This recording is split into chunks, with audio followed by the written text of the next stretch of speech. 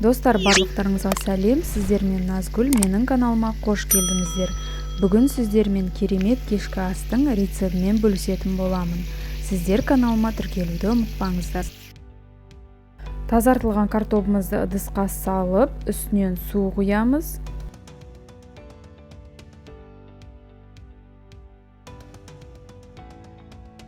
Тұздаймыз.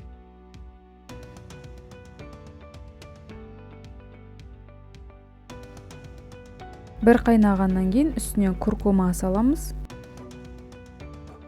Картоптың қайнағанын күтеміз. Астын басып қоямыз, дайын болғанша қайнатамыз. Картоптың дайын болғанын пышақпен тексереміз. Дайын болғаннан кейін бөлек ыдысқа сүзіп аламыз.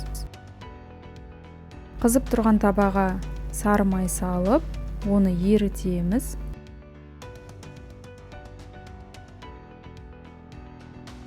Еріген сары майдың үстіне туралған сарымсақты саламыз. Жақсылап қуырамыз.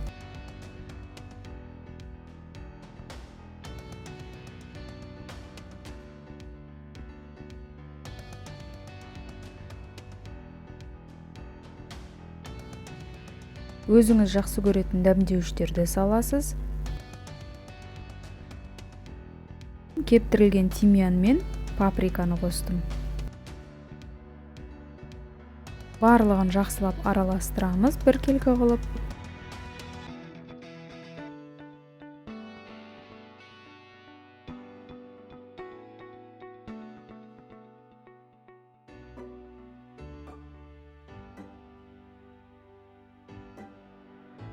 Сарымсақ жұмсарғаннан кейін үстінен піскен картопты саламыз. Жан жағынан қуырып аламыз.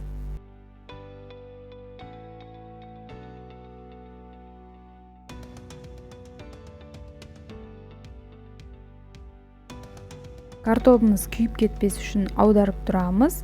Қызарғанға дейін қуырып аламыз.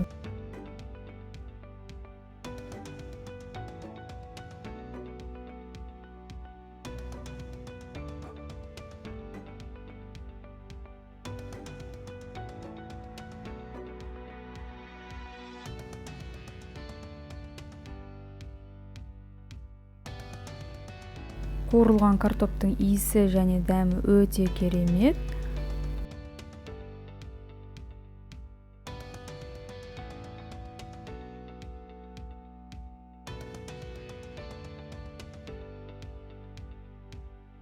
Кинза шөбінің жапырақтарын картоптың үстіне үзіп саламыз.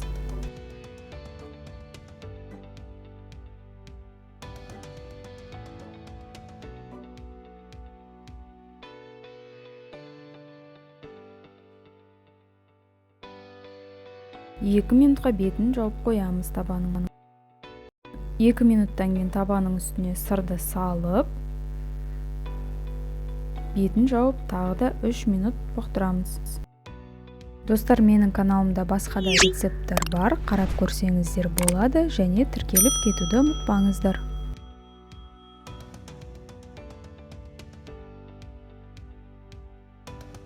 Біздің кешкі асымыз дайын, достар. Оны бөлек ыдысқа саламыз.